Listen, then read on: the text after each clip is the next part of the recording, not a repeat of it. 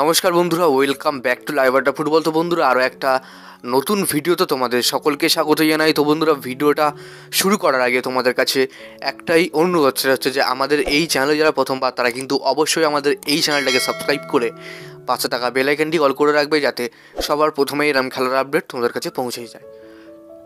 তো বন্ধুরা, আজকে এই ভিডিওতে তোমাদের কাছে মাত্র আমি 100 লাইকের আশা রাখছি। তো আশা করছি তোমরা প্রত্যেক ভিডিওর মতন এই ভিডিওতেও 100 লাইক কমপ্লিট করে দেবে। তো আজকে বিশেষ কিছু আপডেট তোমার সঙ্গে দেওয়ার আছে, তো ভিডিওটা কেউ স্কিপ না করে পুরো দেখো।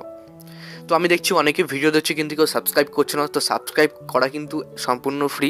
তোমাদের একটা সাবস্ক্রাইবার কিন্তু আমাদের মোটিভেট করতে খুবই আগে বাড়িয়ে দেয়, কারণ তোমাদের একটা সাবস্ক্রাইব, একটা লাইক আমাদের কিন্তু নতুন নতুন ভিডিও বানাতে মোটিভেট করে, নতুন কোনো লিগস আপডেট সবার প্রথমে দিতে কিন্তু আমাদের আগ্রহবোধ জাগায়। তো যারা প্লিজ নতুন এসছো চ্যানেলে, তারা কিন্তু অবশ্যই চ্যানেলটাকে সাবস্ক্রাইব করে দিও। তো আজকে আমরা কথা বলবো সবার প্রথমে যে আপডেটটা নিয়ে, সেটা কিন্তু কন্যা সিলসকে নিয়ে। তো বন্ধুরা, বর্তমানে অনেক জায়গা থেকে শোনা যাচ্ছে ইস্টবেঙ্গল এবং মোহনবাগান এই দুটো ক্লাব কিন্তু কন্যা সিলসের সাথে কথাবার্তা চালাচ্ছে, কিন্তু সবার প্রথমে আছে, অর্থাৎ ক্লোজ কলে আছে কিন্তু মোহনবাগান কন্যা সিলসের কাছে কথাবার্তা চালাচ্ছে। তো এখনও এই ডিলটা এখনও পর্যন্ত একেবারে ফাইনালের দোরগোড়ায় যায়নি, তবে ফাইনালের দোরগোড়ায় গেলে কিন্তু সবার প্রথমে আপডেটটা আমি তোমার সঙ্গে শেয়ার করব। শুধুমাত্র রুইমার হিসাবে এটা তোমরা ধরে রাখো যে মোহনবাগান কর্নার সিলসের সাথে কথাবার্তা এই মুহূর্তে চালাচ্ছে। তো তোমাদের কি মনে হয়, কর্নার সিলসকে যদি মোহনবাগান তুলতে পারে, তাহলে মোহনবাগান টিমের জন্য ভালো হবে আদৌ নাকি খারাপ হবে? তোমরা কিন্তু অবশ্যই কমেন্ট বক্সে জানিয়ে দাও, তোমাদের ওপিনিয়নটা আমি শুনতে চাই।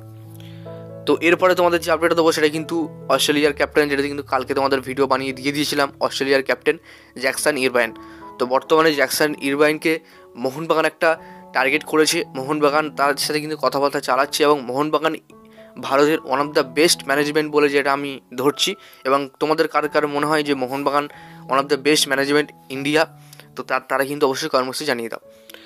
জ্যাকসন ইরবাইন তিনি কিন্তু প্রবাবলি মাঝমাঠে খেলে, এবং মাঝমাঠে তিনি যদি খেলে তাহলে কিন্তু অবশ্যই কাউকে দরকার নেই, কর্নার সিলস কাউকে দরকার নেই।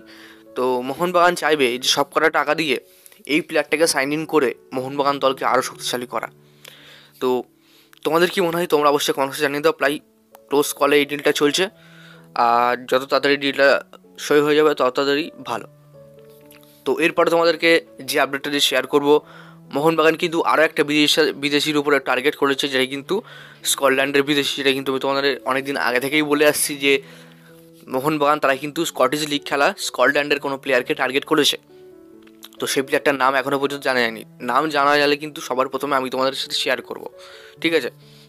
তো এরপরে তোমাদের যে আপডেটটা দেবো, অনেকেই বলছে গ্রেগ স্টুয়ার্ট এই মৌসুম শেষ হলে মোহনবাগান ছেড়ে তার পুরনো যে দল আছে রেঞ্জার্স এফসিতে, অর্থাৎ স্কটল্যান্ডের স্কটিশ লিগে ফিরে যাবে। অনেকে বলছে রিটায়ার নিয়ে নেবে।